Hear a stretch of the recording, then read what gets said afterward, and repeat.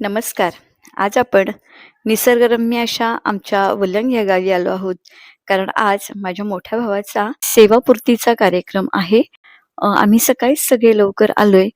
अ, हा परिसर तुम्ही पाहिलात घराचा पार्वती निवास नाव आमच्या घराचं.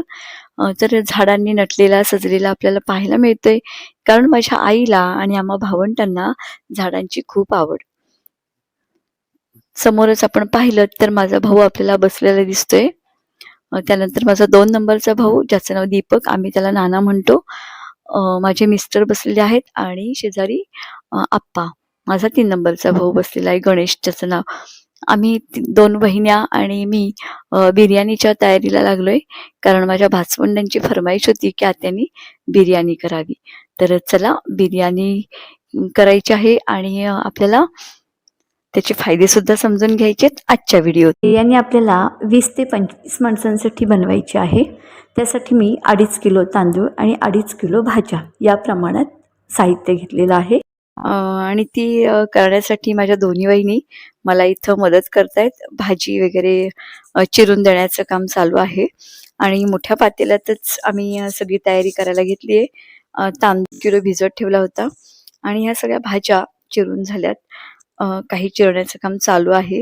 याच्यामध्ये फ्लावर, फरसबी, मटार, टोमॅटो, कांदा, आलं लसूण पेस्ट, शिमला मिरची, ही सगळी तयारी भाजीची चालू असतानाच एकीकडे आम्ही हे सगळं भाजी करण्याचं काम चालू केलेलं आहे. कांदा वगैरे मी अगोदरच उन्हात सुकवून घेतला होता, जेणेकरून तळण्यासाठीचा वेळ कमी लागेल. आणि इथे मी आता फोडणी द्यायला सुरुवात केली आहे. नेहमीप्रमाणे आलं लसूण पेस्ट. व्हेज बिर्याणी केवळ चवीलाच उत्कृष्ट नसते, तर ती आरोग्यासाठी देखील अनेक प्रकारे फायदेशीर ठरू शकते. जेव्हा आपण त्यात भरपूर भाज्या, तांदूळ, मसाल्यांचा वापर करतो, तेव्हा ते एक संतुलित आहार बनते. व्हेज बिर्याणी खाण्याचे मुख्य फायदे जाणून घेऊया. पोषक तत्वांचा खजिना. व्हेज बिर्याणीमध्ये गाजर, मटार, बीन्स, फ्लावर, पनीर यांसारख्या विविध भाज्यांचा वापर केला जातो.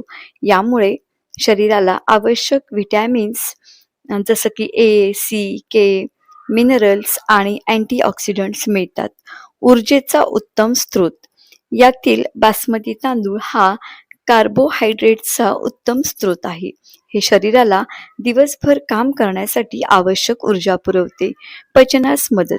बिर्याणीमध्ये आले, लसूण, जिरे, लवंग आणि दालचिनी यांसारखे मसाले वापरले जातात. हे मसाले केवळ चव वाढवत नाहीत, तर ते मेटाबॉलिझम्स म्हणजे पचनशक्ती सुधारण्यास आणि पोट फुगण्याच्या समस्या कमी करण्यास मदत करतात. प्रथिनांची पूर्तता.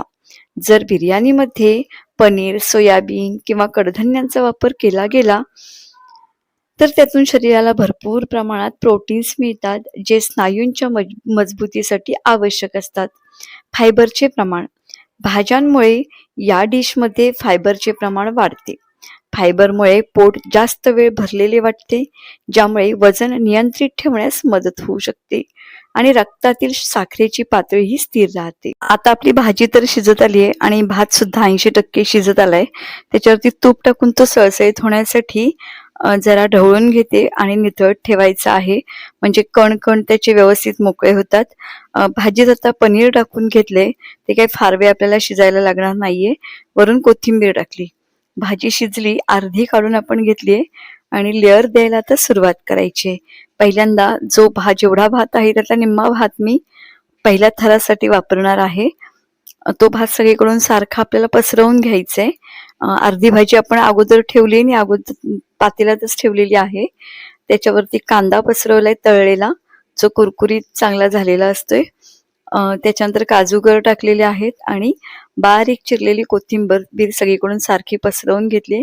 साजूक तूप सगळीकडे सारखं टाकून घेतलेलं आहे आणि मग आपण जी भाजी ठेवलेली होती ती सुद्धा सारखी लावून घेतोय. वरून त्याचा लेअर अगदी व्यवस्थित ती सगळीकडे पसरेल याची काळजी आपल्याला घ्यायची आहे.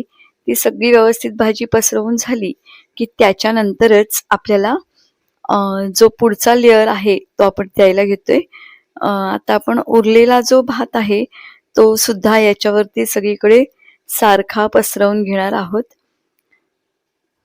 भात सगळीकडे सारखा पसरवून झाल्यानंतर आपल्याला पुढचा लेअर देताना जसा आपण पहिला दिलाय त्याचप्रमाणे आपल्याला ते लेअर सुद्धा देऊन घ्यायचे आहेत.